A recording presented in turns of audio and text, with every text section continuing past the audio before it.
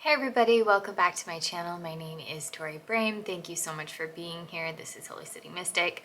If you would take a second, like and subscribe. I always forget to say that in videos, but if you could like and subscribe, it would super help me out. So thank you for watching in the first place. So today we are going to talk about Eris retrograde in a birth chart. Now, like Pluto, Chiron, Neptune, Uranus, all those things that are way out in space, Eris is going to be retrograde for a lot of the year, like almost half the year. So if you have Eris retrograde in your birth chart, you are very far from alone. It's one of the most common retrogrades you can have. Let's start out by talking about Eris and what Eris is. So Eris is the part in your chart where you are rebellious, where you are able to break free of the ties of society and liberate the masses.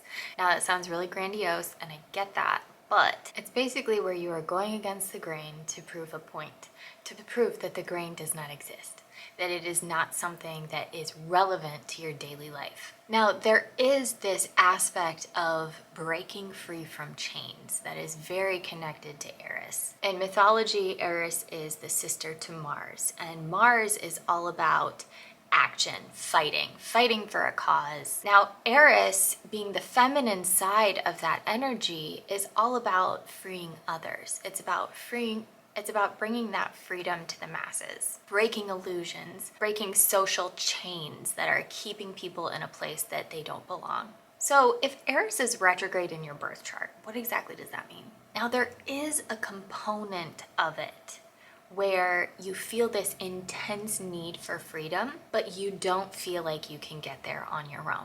So instead of somebody who has Eris direct in their birth chart being very brave, very confident, just coming out with whatever they need to, there's this idea of, I'm going to create a path that makes it okay for other people to be free, but in order for me to be free, that's going to take too much work. Like, there is too much effort for me to really come out and show who I am as a person. The idea of conforming to all these social pressures is something that is very internalized for you. Like, it's very deep in your soul that in order for me to be loved, in order for me to be accepted and successful and capable of doing the bare minimum I need to do as a person, as a human soul, as a member of the world, I have to conform.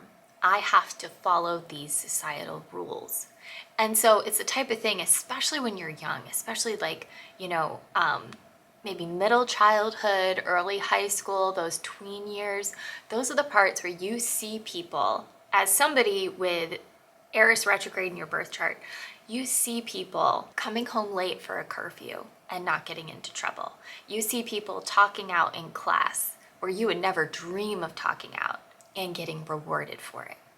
All these things that you see where you have this concept of like, all these people are experiencing freedom, but I don't have that freedom. Why am I not experiencing this same freedom? However, that pull to make things safe and free for everyone else is very strong for you. And so you can fall into professions where you focus very hard on creating that freedom for other people. So if you do have Eris retrograde in your birth chart, there's this deep psychological contemplation of breaking these chains. So it is very important to you on a soul level. Someone with Eris direct, they might just do it and not really think about it. For you, it's this process, it's this concept that you wrestle with, that you think about all the time, and you really want to grow in this way. And so the beautiful thing about having this retrograde in your birth chart is creating that freedom for others, hearing people out, having a non-judgmental type of attitude to where people can tell you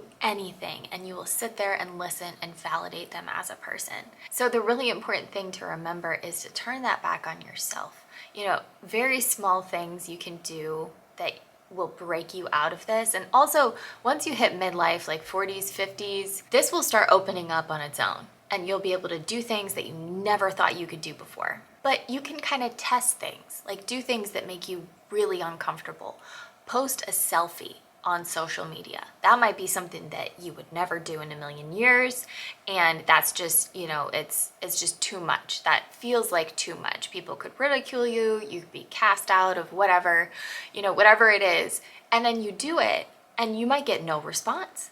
Like, nobody's mad at you. So it is important to break outside of your comfort zone just in little ways, just to get yourself in that mindset of, I am capable of more. I am capable of this freedom that I'm able to give to other people and create space for that, that I don't allow myself to have.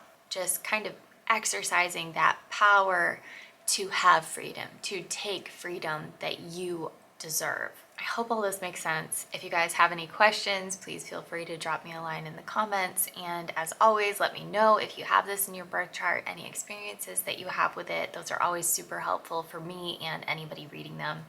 And I hope you guys are doing okay. Take care.